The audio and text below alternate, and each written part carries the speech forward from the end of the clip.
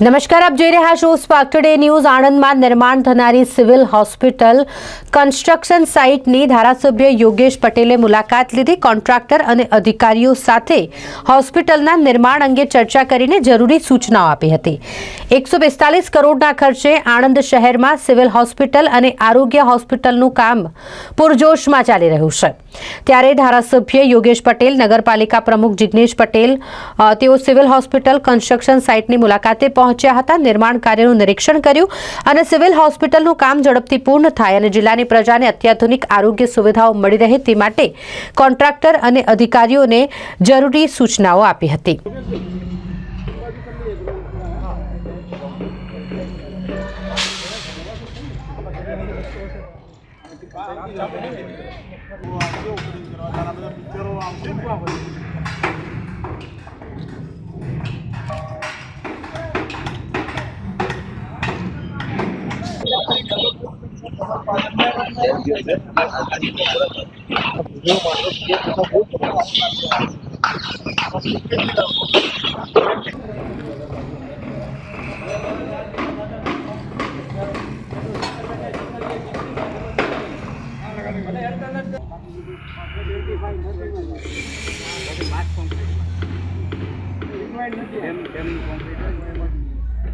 વિશ્વ નેતા અને ભારતના વડાપ્રધાન આદરણીય નરેન્દ્રભાઈ મોદીનું સ્વપ્ન હતું કે દરેકને સ્વાસ્થ્યની પૂર્ણ સુવિધા મળે।